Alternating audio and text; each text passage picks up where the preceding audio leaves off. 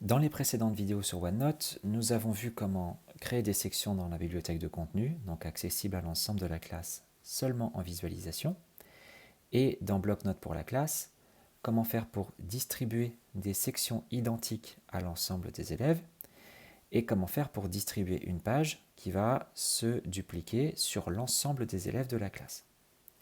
Si ce sont des fonctions qu'on ne souhaite pas utiliser, c'est tout à fait possible. On peut tout à fait continuer à mettre dans bibliothèque de contenu les documents qu'on va compléter en même temps avec la classe. Et puis, on peut, pour des élèves en particulier, si on a un seul élève équipé d'un ordinateur dans la classe, on peut tout à fait se rendre sur l'élève en question. Et une fois qu'on est dans la partie de l'élève en question, donc là on voit la séquence 1 dans étudiant Alex et Grisé, j'ai tout à fait la possibilité ici de créer d'autres sections uniquement pour Alex. Donc là, nouvelle section. OK.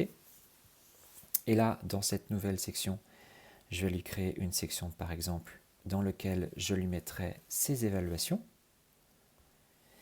Et dans cette nouvelle section, je vais pouvoir rajouter dans chacune des pages les évaluations que nous allons faire en classe au fur et à mesure. Je n'ai pas la possibilité, vous l'avez vu ici, de créer des groupes de sections. Donc voilà, si vous voulez créer des groupes de sections, on est obligé de passer par bloc-notes pour la classe et de distribuer à l'ensemble de la classe un groupe de sections, si on veut le voir apparaître sur un élève en particulier. Dans ma section évaluation, donc que je n'ai créé que pour Alex, voilà, ma page sans titre, hop, évaluation 1, et je peux tout à fait, hop, à l'intérieur, insertion, PDF, je vais aller chercher mon évaluation numéro 1. Alors bien évidemment, mon évaluation n'est pas au bon format. Donc je vais faire un exemple avec une autre activité. Voilà.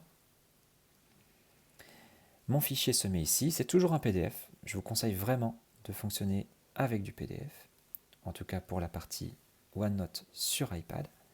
Je clique dessus. Je n'oublie pas, petite flèche et définir comme image d'arrière-plan ou l'image comme arrière-plan.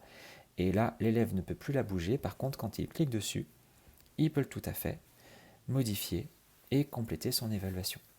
Dans ces cas-là, seul lui a accès à cette partie-là et seul cet élève a accès à cette fiche-là. Et je peux tout à fait imaginer, dans chacune de mes séquences, de les créer uniquement pour cet élève et de rajouter des pages uniquement pour cet élève en question.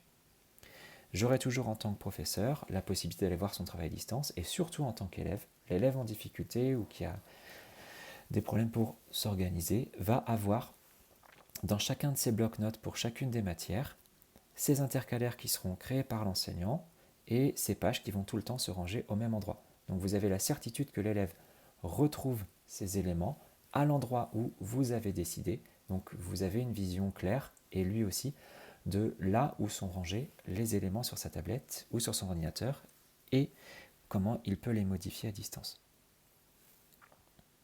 Donc voilà comment faire pour, sur un élève en particulier, créer une section et créer une page, sans avoir à le distribuer à l'ensemble de la classe ou à passer par les méthodes de distribution.